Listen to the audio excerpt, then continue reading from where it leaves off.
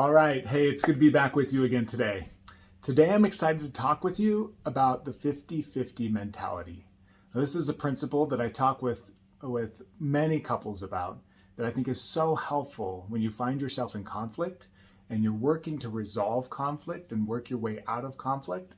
I think this is such a great mentality to apply for couples who find themselves in that place. So stay tuned, and I look forward to talking with you more about this concept.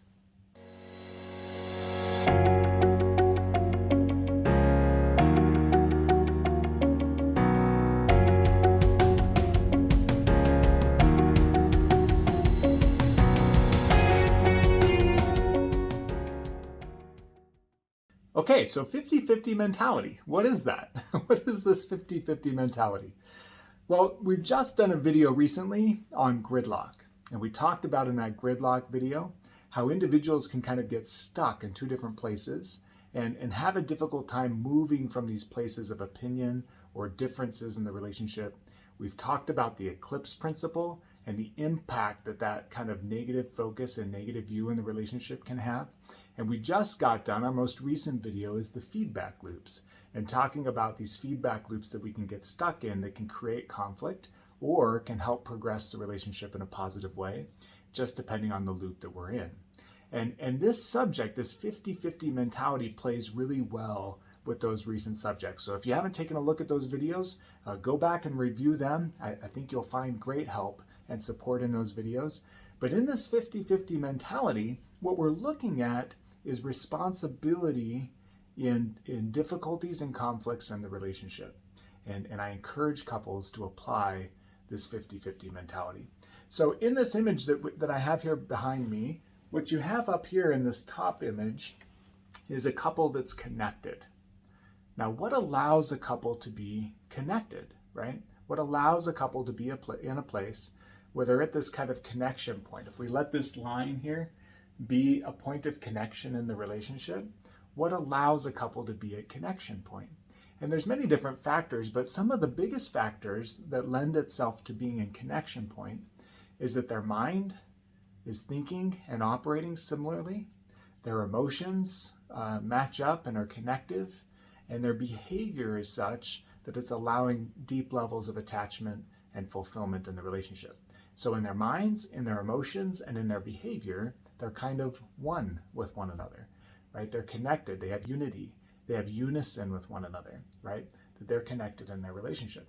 And this is what allows a couple to be kind of at this connection point, that there's nothing going on in their thoughts, their feelings, and their behavior that's driving disconnect. Or in other words, their thoughts, feelings, and behavior are bridging connection between the two of them. And it's what we all yearn for. It's what we want in our relationships, especially in that primary relationship with the person that I've decided to spend my life with and commit myself to, is what we hope for. It's what we're working toward and building toward, is this unity majority of the time with one another, that both of us are interacting, thinking, feeling, and behaving in a way that allows us to enjoy strong connection with one another, right? And so that's the ultimate. That's what we're looking for. Now, there's no such thing as a perfect couple. There's no such thing as a perfect person. So the idea that we could be at this connection point all of the time isn't realistic. That's not a realistic expectation. Our goal is 80-85% of the time, 90% of the time. That's a really healthy relationship when we can be on the same page and operating as kind of one unit a majority of the time. That's a really healthy relationship. They're going to experience a high level of connection. They're not going to experience so much disconnect and conflict in the relationship, right? But when we are at odds with one another, there are things that we will encounter, every couple will, that separates us from connection. We're not connected on that thing, right? Whether that's a parenting thing, whether that's a financial thing, whether that's an intimacy thing, we're not connected on that thing. And because we're not connected on that thing, we see that thing differently, we feel about that thing differently, and it puts us in different places in the relationship, right? We have some of the separation in the relationship, which by itself isn't inherently bad, right? We are unique individuals, and because of that, we're going to think and feel and want and desire different things than one another, have different ideas, have different perspectives. That's all fine. That's all normal. That's all okay.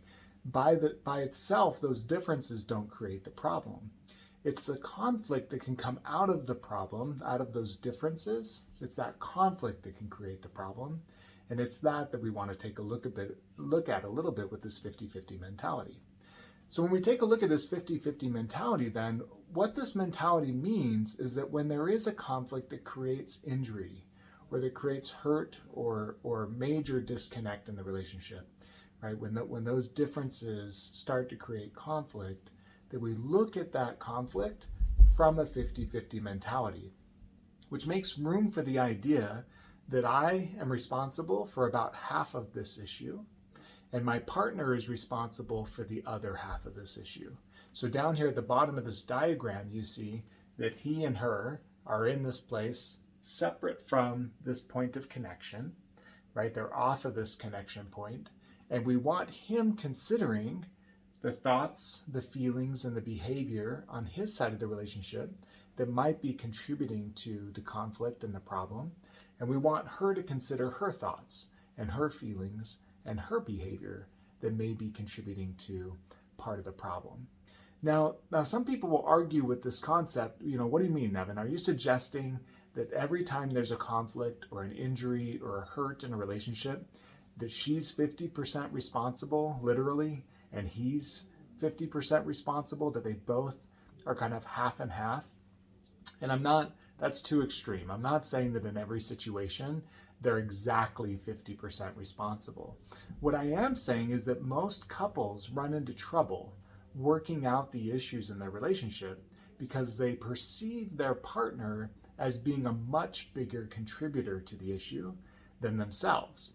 And because they perceive their partner as a much bigger contributor to the issue, they spend very little time taking a look at their own perceptions and their own emotions and their own behavior, and they spend majority of their time focused on their partner, almost as if they have this gap, but that the connection point is much closer to her.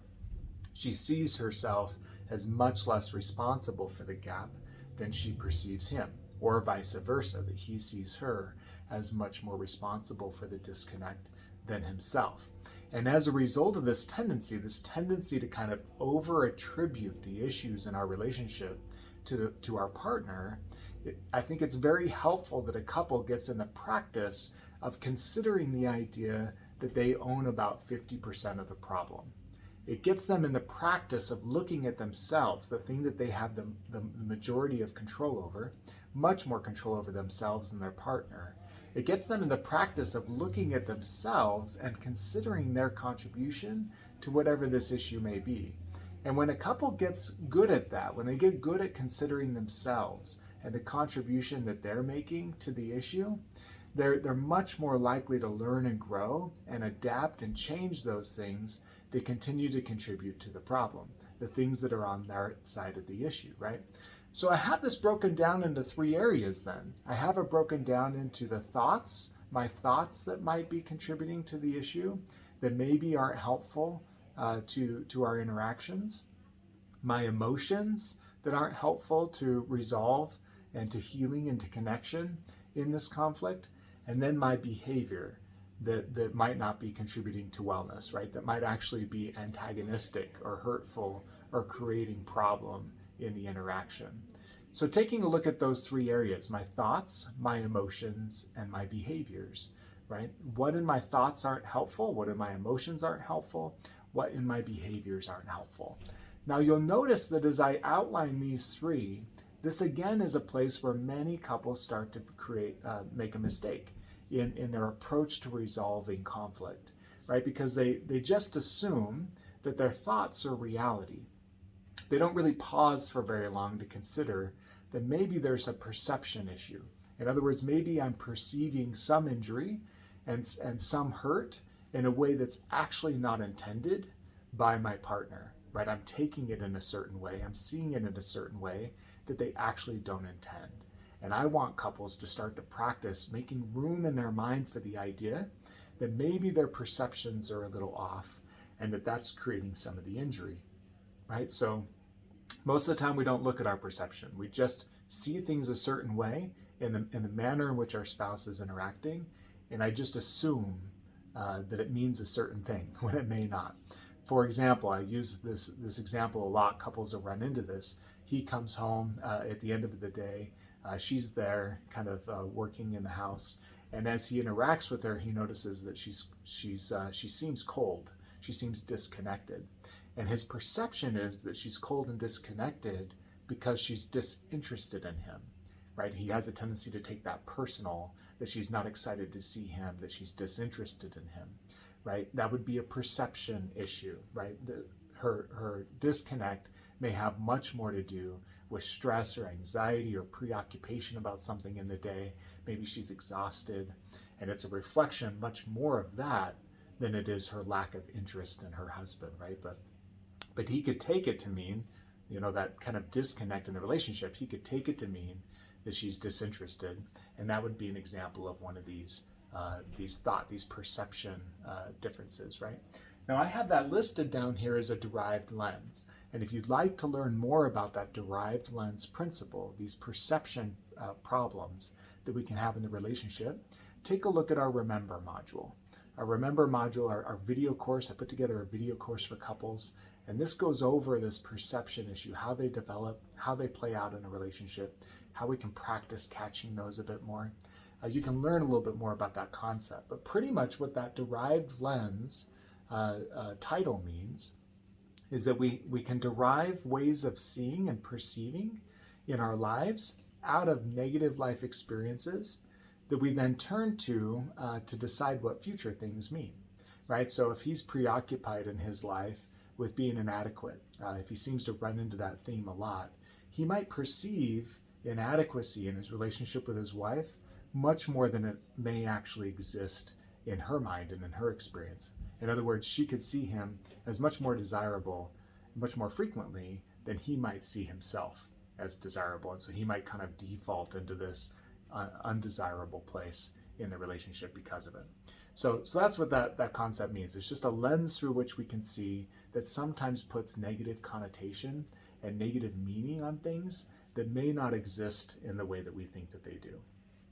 So that's an example of this derived lens, right? He could be operating through this lens that's a perception issue in the relationship. And if he's not used to looking at that, he may take offense, create a gap in the connection much more frequently than is needed, right? Much more frequently than she feels distance, he might feel disconnect, right? So in a conflict, we want him looking at the perception, both of them, him and her.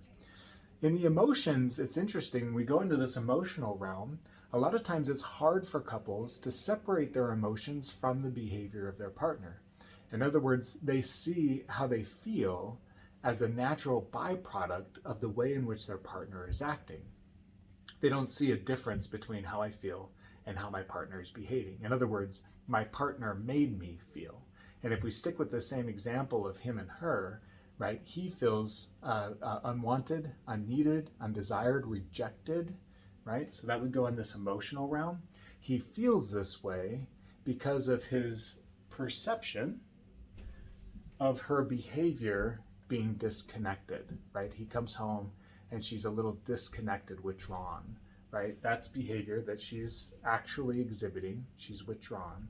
But he takes that behavior to mean unwanted, undesired, unneeded, undervalued. And when he attaches that lens, that perception to what's happening, he's going to feel rejected, disconnected, unwanted, unvalued, right?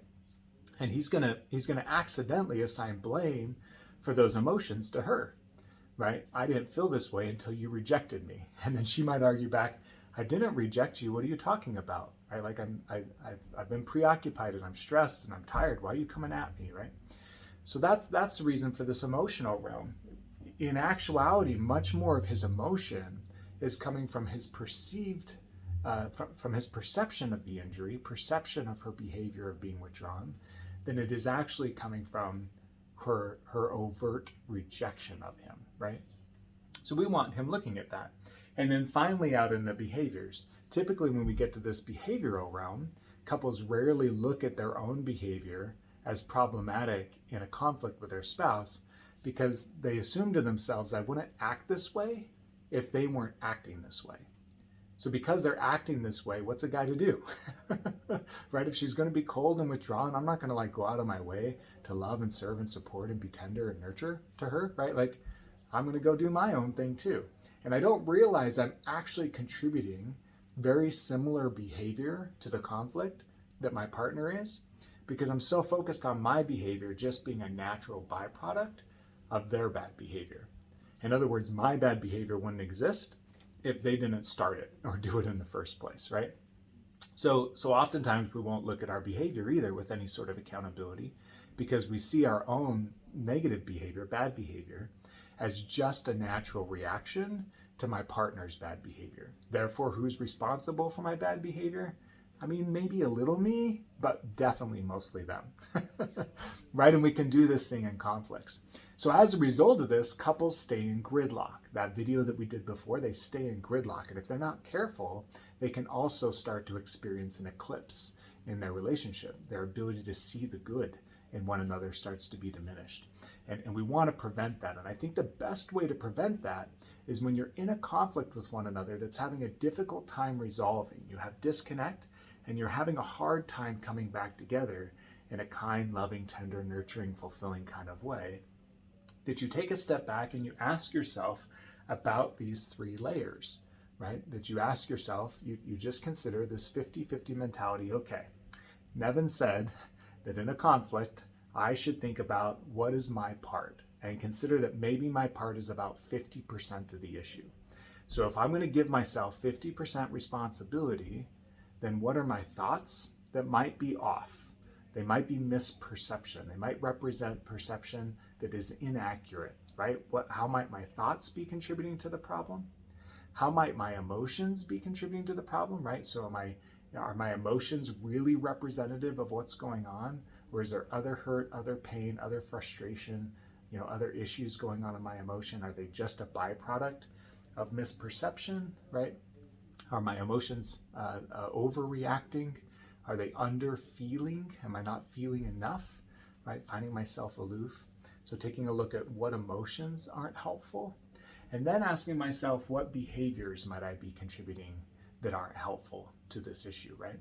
Like, do I have a tendency to be critical or to be defensive, right? Or to interact with contempt, to stonewall my spouse, right? Do I have a tendency to run away, to hide and escape from the issue, right? To refuse to talk about it, to withdraw, right? Do I start to kind of bring in low blows, right? Do I attack my spouse about their insecurities, or do I gaslight, or what are those things that I might tend to do? Looking at these three areas. Now, the beautiful thing about this is if you have two people who are willing to take a step back and consider their thoughts, their feelings, and their behaviors that might be contributing to the issue, if both of them will do this, considering that maybe they have 50% of the problem, they're much more likely to reach a problem resolution and to humbly and with accountability work through the issue with one another than if they spend the whole time her trying to convince him of the issue he is and him trying to convince her of the issue she is, right? That's the best way to stay in gridlock, which is not conducive to problem resolution, right? Instead, personal accountability and being able to look at myself and then come to my partner and say, hey, I'm so sorry. I realized as I took a step back, I took offense where I didn't need to. It caused me to feel all kinds of hurt and pain, and I reacted poorly to that. And that's on me. It's my bad. I'm sorry. And my spouse might say the same. Hey, you know what? I know I can be preoccupied when you get home. That's not really fair of me. I want you to know that I love you. I can see how I can be pretty distant, withdrawn. Let's do that better, right? And very quickly we can start to get back to this connection point, this place that we want to be in our relationship. So that 50-50 mentality, getting in the practice of considering anytime we're in conflict, at odds with one another in the relationship, I really need to take a step back and look at these three areas, my thoughts, my emotions, my behavior, and ask myself, is there anything that's askew in there, anything that I can be accountable for, anything that I can make adjustments in that help bring me closer to this connection point? And if myself and my spouse are both willing to do that in a conflict, focusing on ourselves and growing ourselves, we're going to see ourselves moving back toward connection much quicker, with a lot less defensiveness, with a lot less criticism, with a lot more productivity. So I'm grateful to be able to share about this thought with you. Like I mentioned earlier, these Renew System video courses are here for your use, right? So check those out. You can learn more about this principle in our Remember module, like I mentioned earlier, as well as in our Advanced Communication Strategies. Take a look at that module. It goes into this diagram and this dynamic quite a bit more. I hope this is helpful to you. Like, subscribe, share our content. We're on a mission to help couples everywhere thrive, and we're grateful that we're able to be helpful to you today. Take care, and we'll talk to you again soon.